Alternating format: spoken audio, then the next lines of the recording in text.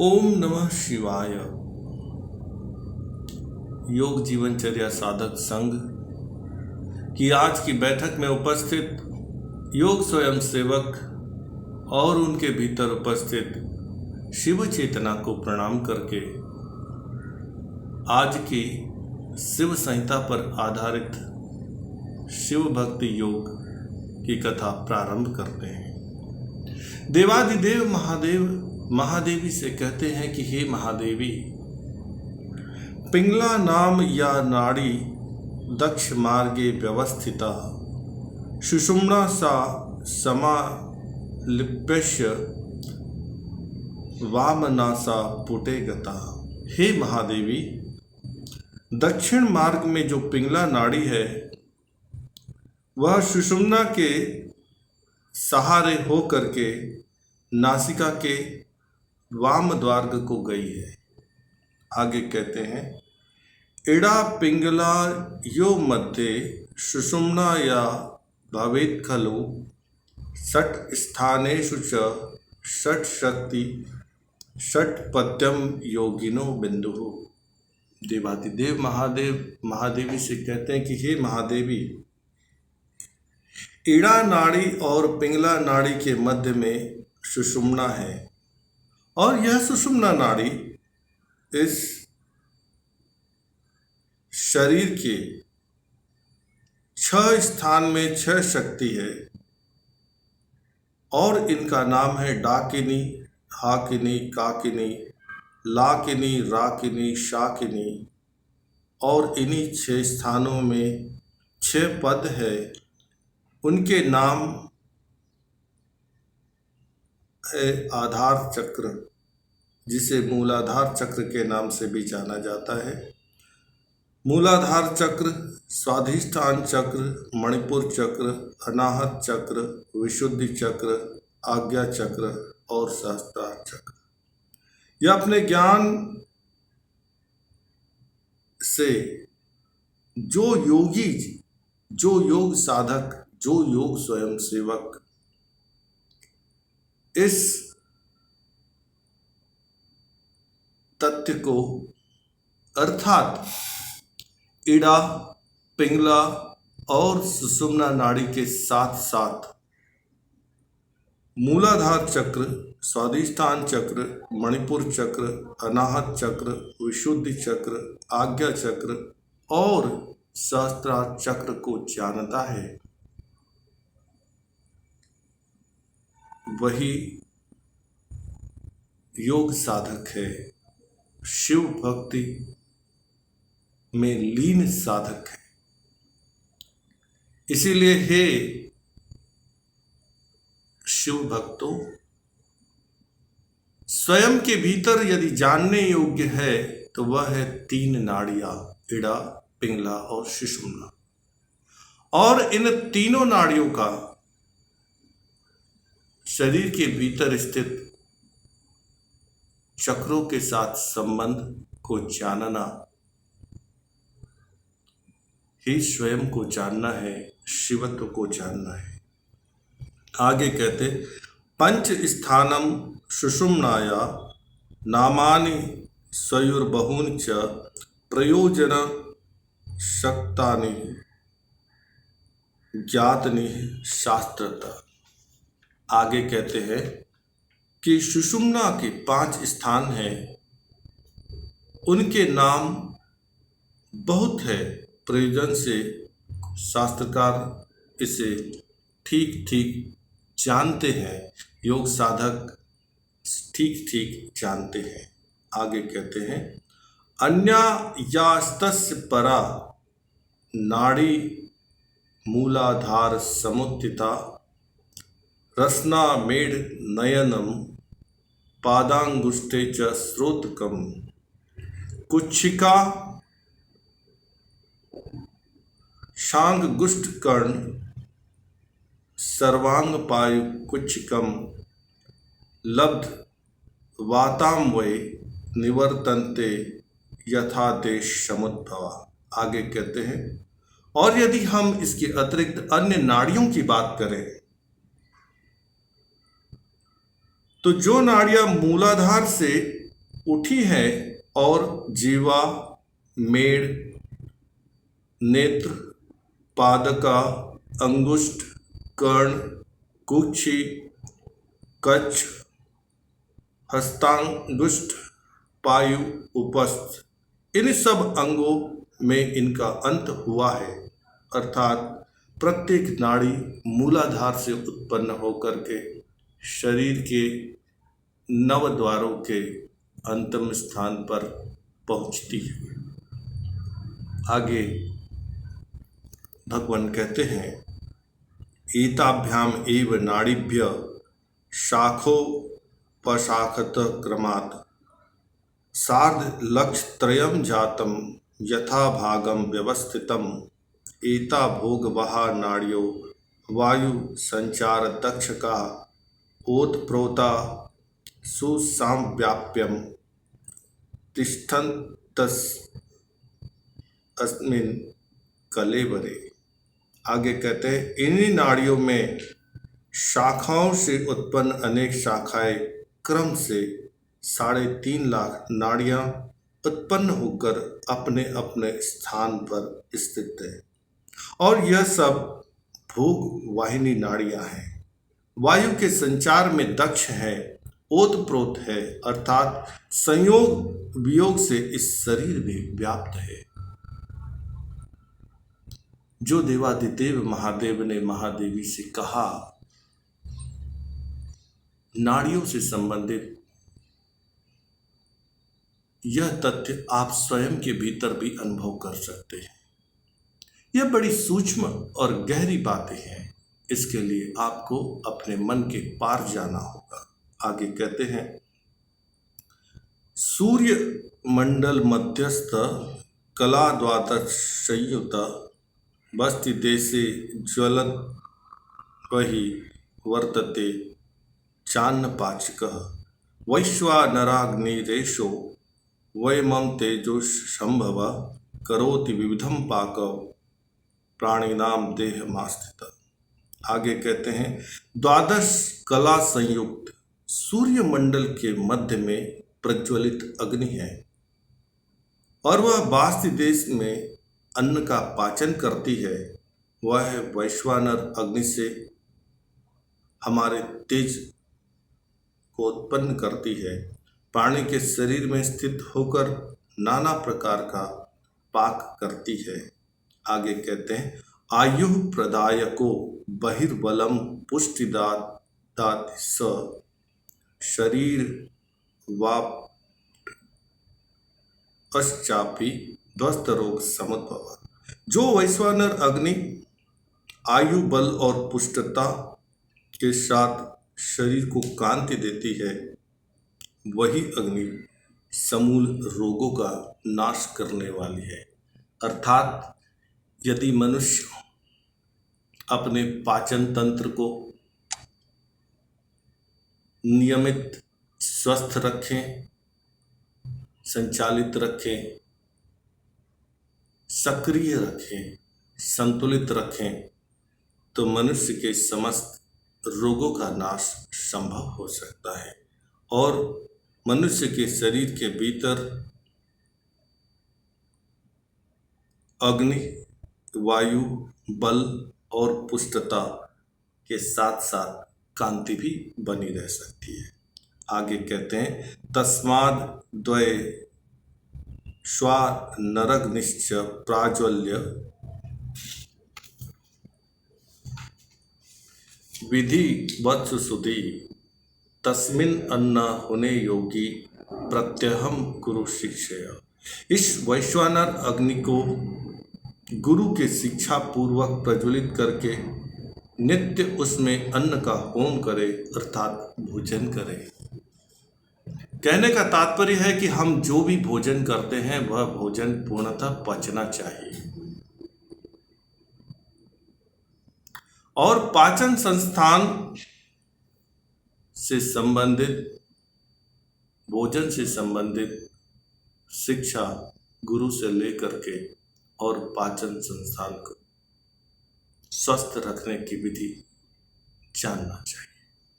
देवादिदेव महादेव कहते हैं कि हे महादेवी, मनुष्य का शरीर जो भी अन्न जल वायु ग्रहण करता है उसका पाचन और निष्कासन ठीक ठीक बना रहना चाहिए। यदि शरीर के भीतर अन्न जल और वायु पचने की बजाय सड़ना प्रारंभ हो जाए, रुक करके उसमें अतिरिक्त अनावश्यक रसायन उत्पन्न होना प्रारंभ हो जाए, तो मनुष्य के शरीर के भीतर रोग बने रह सकते हैं। आगे कहते हैं, ब्रह्मांड संज्ञके देहे स्थानानि स्वैर्हूनि च मयोक्तानि प्रधानानि ज्ञात व्याहनि शास्त्र के नाना प्रकार नामानि स्थानानि विविधानि च वर्तन्ते विग्रहे तानि कथितुम नैव शक्यते। यह शरीर ब्रह्मांड संज्ञक है और इस शरीर के भीतर प्रत्येक कोशिका में, प्रत्येक तंतु के अपने स्थान हैं। इसमें जो जो प्रधान हैं उन्हें स्थान कहे गए, ये शास्त्र के द्वारा जाने जाते हैं। बहुत से प्रकार के ऐसे स्थान और नाम है, उनके विषय में वर्णन संभव नहीं है, अर्थात उनका विस्तार से जानना व्यर्थ परिश्रम ही है। देवादिदेव महादेव कहते हैं कि सार्थक को जानिए, आवश्यक को जानिए, व्यर्थ को रहने दीजिए। इत्थं प्रकल्पिते देहे जीवो वसति सर्वगः अनादि वासना माला अलंकृत कर्म श्रृंखला। इसी तरह शरीर कल्पित है और जीव पूर्व वासना रूपी, वासना से तात्पर्य दमित इच्छाएं, अतृप्त इच्छाएं, कुप्रवृत्तियां इत्यादि के में फंसकर माला की तरह घूमता रहता है। इस श्लोक में देवादिदेव महादेव बस इतना कहना चाहते हैं कि शरीर को जानना, मानना और जानने मानने के आधार पर जीवन यापन करना स्वस्थ रहने के लिए आवश्यक हो सकता है। लेकिन इसके साथ सबसे महत्वपूर्ण बात यह है कि प्रत्येक जीव पूर्व कर्म के बंधनों में बंधा रहता है और इसमें जिसे अचेतन मन या अवचेतन मन को बताया गया कि अचेतन मन और में फंसा हुआ मनुष्य घूमता रहता है। इसलिए अचेतन मन की शक्तियों को जाने, अचेतन मन से पार जाने का प्रयास करें, तभी मनुष्य के द्वारा जो कुछ भी जाना गया है वह उसके लिए उपयोगी हो सकता है। लेकिन जो मनुष्य अचेतन मन को जानने में समर्थ नहीं हो पाता, उसके द्वारा अर्जित किया गया ज्ञान उसके स्वयं के लिए उपयोगी कैसे हो सकता है। इसीलिए हे स्वयं सेवकों, सबसे पहले उस अचेतन मन को धोइए, अचेतन मन को स्वच्छ कीजिए और उसके बाद ज्ञान को अर्जित कीजिए। तभी वह ज्ञान आपके स्व के लिए, निज के लिए फलित हो सकता है। आगे कहते हैं, नाना विध गुणोपेत सर्व व्यापार कारक पूर्वाजिरतान कर्माणि भुनक्त विविधानि च। जीव नाना प्रकार के गुण ग्रहण करता है और संसार में अनेक प्रकार के व्यापार करता है। और यह सब पूर्वार्जित शुभ और अशुभ कर्मों के फल को भोगते हैं। आगे कहते हैं यत् संगदश्यते लोके सर्वे तत्कर्म संभव सर्वः कर्मानुसारेण जंतुर्भोगा न भुनक्ति वै। जो शुभ अशुभ कर्म संसार में दिखाई पड़ता है वह सबका आदिकरण कर्म से ही है। अर्थात मनुष्य कितनी ही बौद्धिक क्षमता को अर्जित कर ले, कितने ही अनुशासन की शिक्षा ग्रहण कर ले, लेकिन उसका जीवन उसके संचित कर्मों के आधार पर ही फलित होता है, चलित होता है। अर्थात प्रत्येक मनुष्य के जीवन में जो कुछ भी घटता है वह उसके संचित कर्मों के आधार पर ही घटता है। इस बात को स्मरण रख करके सबसे पहले संचित कर्मों से मुक्त होने का एकमात्र उपाय महामृत्युंजय मंत्र का जप करना और जीवन में ऋणों से मुक्त होने का प्रयास करना सबसे पहली सीढ़ी है शिव भक्ति योग गदा की। आगे कहते हैं ये कामदयो दोषा सुख दुख प्रदायका तेते सर्वे प्रवर्तन्ते जीव कर्मानुसार। जो काम क्रोध आदि से सुख दुख होता है वह सब जीव के कर्म के अनुसार ही घटित होता है। इस बात को थोड़ा सा गहराई से चिंतन कीजिए। यदि कोई व्यक्ति सुशिक्षित सुसंस्कारी है फिर भी उसके जीवन में दुख घट रहा है, अर्थात सुशिक्षित सुसंस्कारी होने के साथ साथ मनुष्य को अपने संचित कर्मों से मुक्त होना अति आवश्यक हो सकता है। सुशिक्षित होना अच्छी बात है, सुसंस्कारी होना अच्छी बात है, शिव भक्त होना अच्छी बात है, लेकिन उससे भी महत्वपूर्ण बात यह है कि मनुष्य पूर्व जन्म के द्वारा संचित कर्म और पूर्वजों के द्वारा प्राप्त शरीर और धन इसके ऋणों से मुक्त हो जाए, तभी मनुष्य पूर्णतः स्वस्थ और शांति को उपलब्ध हो सकता है। आगे कहते हैं पुण्योपरक्त चैतन्य प्राणान प्रीणाति केवलम बाह्यो पुण्यमयम प्राप्य भोज्यवस्तु स्वयं संभवे। पुण्य कर्म के अनुष्ठान करके प्राणी को सुख प्राप्त होता है, बाह्य वस्तु श्रेष्ठ लगती है वह तो स्वयं मिल ही जाती है। मनुष्य जो इच्छा करता है उसके लिए वह प्रयास करता है और उसे मिल जाती है, लेकिन उसके मिलने के बाद भी कभी कभी मनुष्य के जीवन में अंतर मन में अचेतन मन में दुख का कारण बना रह जाता है। इस दुख के कारण का एकमात्र निवारण अवचेतन मन की जागृति।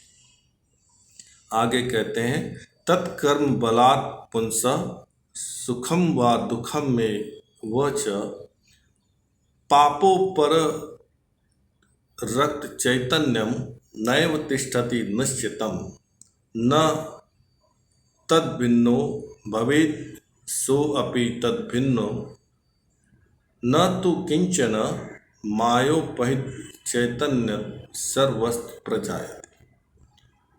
प्राणी अपने कर्म के बल से सुख और दुख भोगता है और कर्म के बल में शरीर का बल, बुद्धि का बल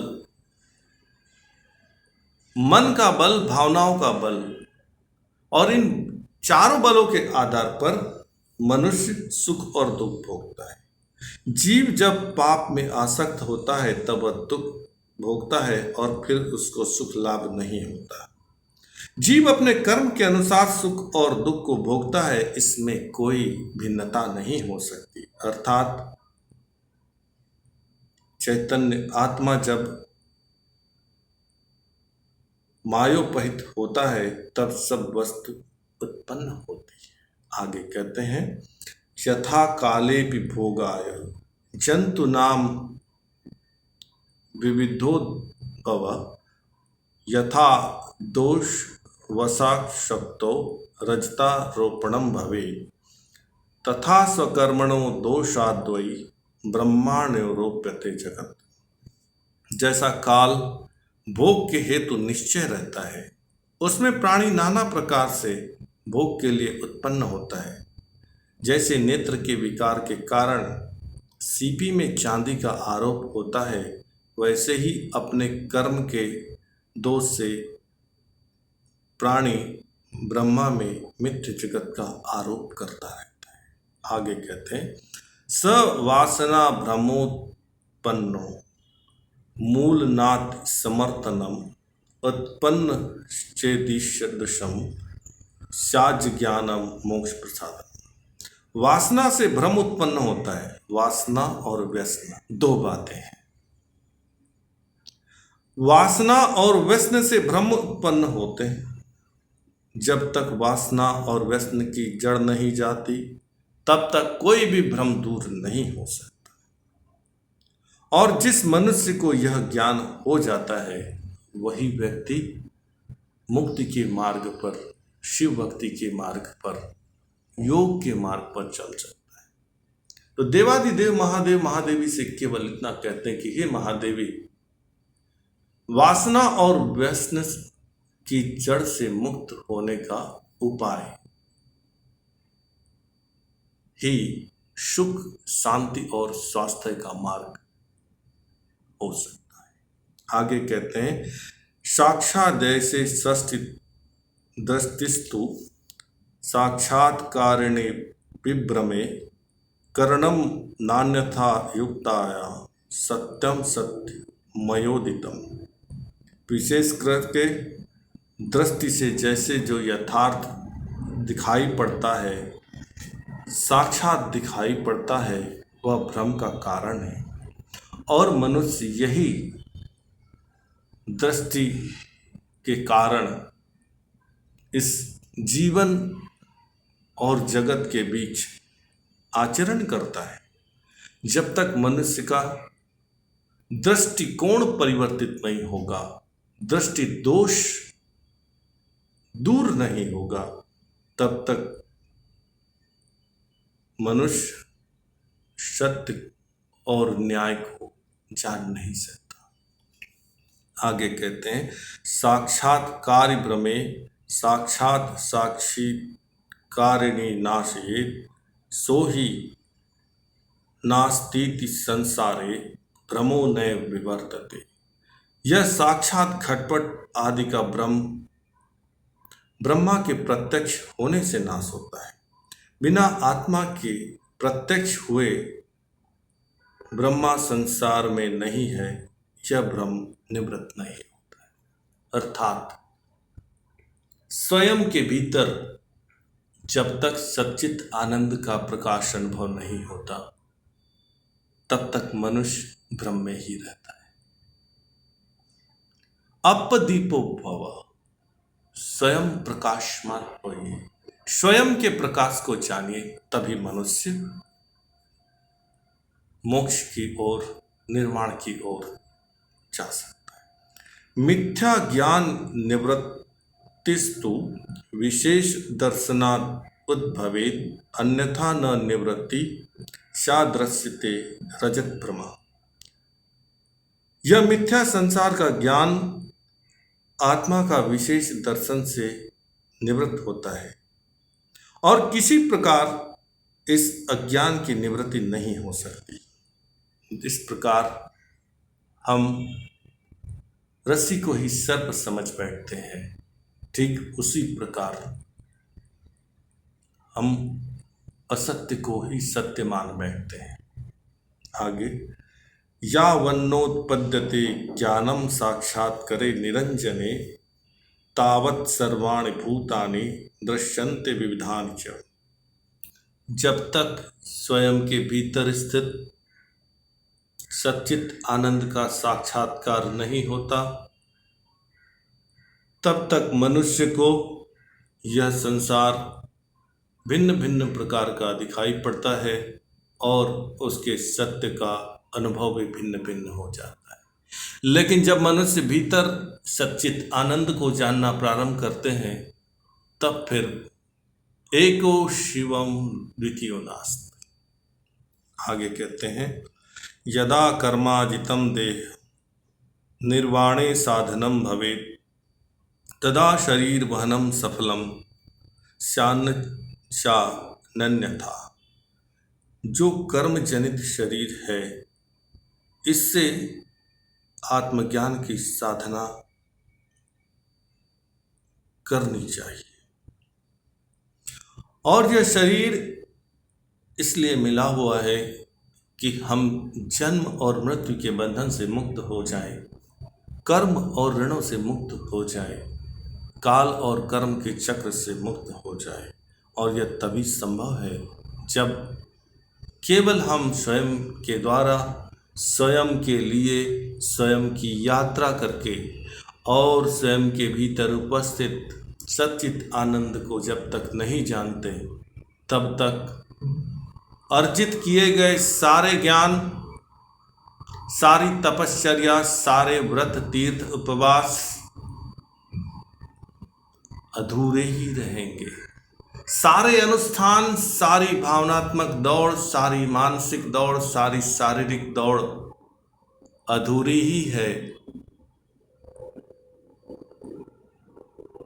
ईश्वर भक्ति, परमात्मा दर्शन के मार्ग पर जो चल पड़ता है, उसे सबसे पहले स्वयं के भीतर, स्वयं के द्वारा, स्वयं के लिए, स्वयं के भीतर स्थित स्व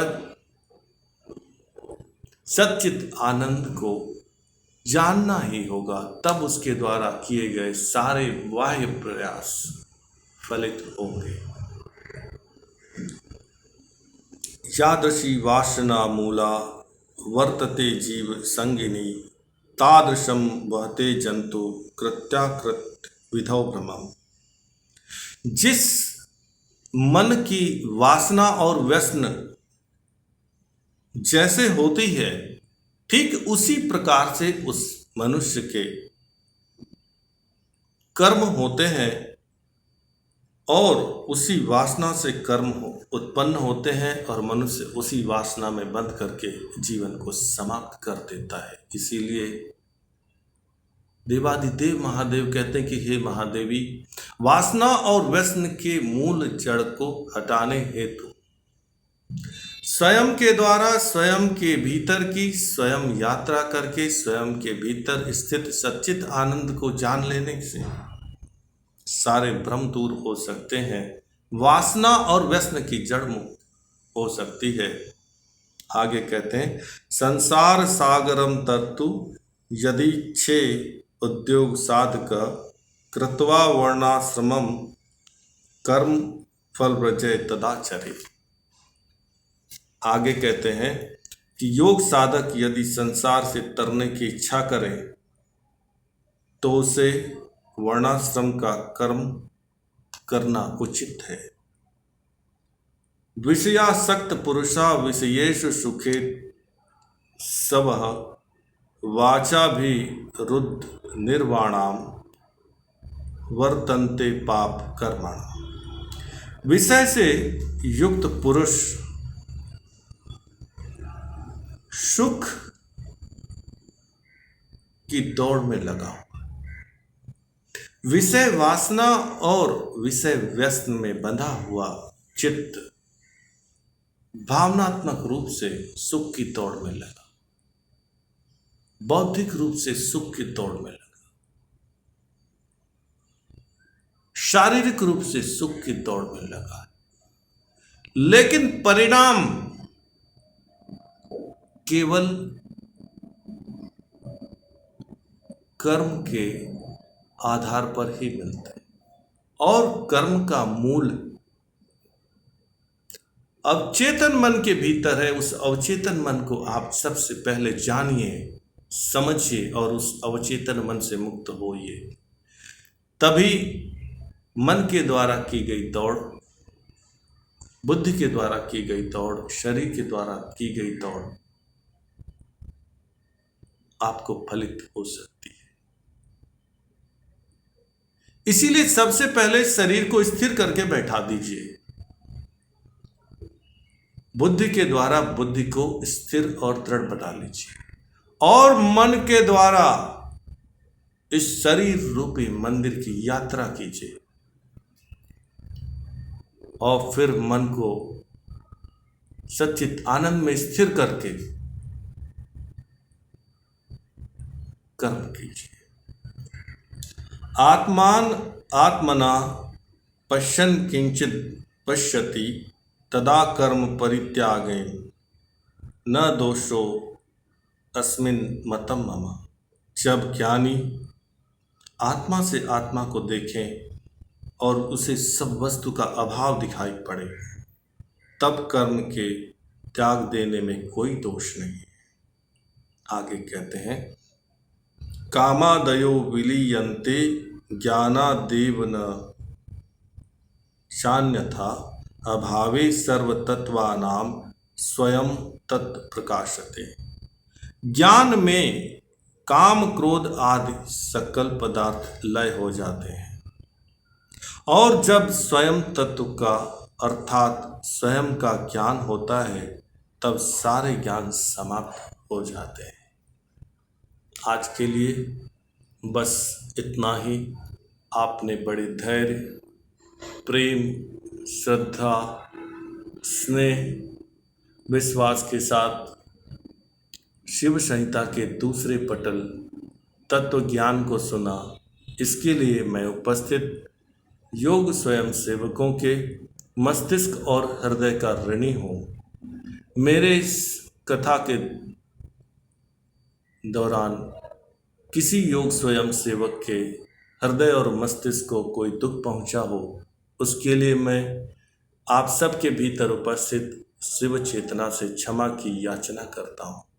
और यदि मेरे इस वक्तव्य में कोई शब्द उच्चारण दोष, कोई अर्थ उच्चारण दोष यदि हुआ हो, इसके भी लिए मैं आपके हृदय और मस्तिष्क से क्षमा याचना करता हूँ, और याचना करता हूँ मेरे शब्दों पर निर्णय लेने की जल्दी मत कीजिए। उन्हें सुनिए, समझिए, और उचित लगे तो मार्ग पर चल पड़िए, अनुचित लगे तो भूल जाइए। किसी प्रकार का वाद विवाद, तर्क वितर्क शिव भक्त और योग स्वयं सेवक के लिए शोभनीय नहीं हो सकता। शिव भक्ति की कथा उन लोगों के लिए है जो स्वयं की यात्रा करना चाहते हैं, जो स्वयं को जानना चाहते हैं, मैं कौन हूँ, मैं क्यों हूँ। दूसरे पटल की कथा यहीं समाप्त होती है। देवादिदेव महादेव ने महादेवी से जो तत्व ज्ञान योग उपदेश किया, मैंने आपके समक्ष रखा। शब्द भी देवादिदेव महादेव के, चैतन्यता भी उन्हीं की, और क्षमा की याचना भी उन्हीं से करता हूँ। आओ महामृत्युंजय मंत्र जप करें और तत्व ज्ञान की ओर चल पड़े। ओम नमः शिवाय।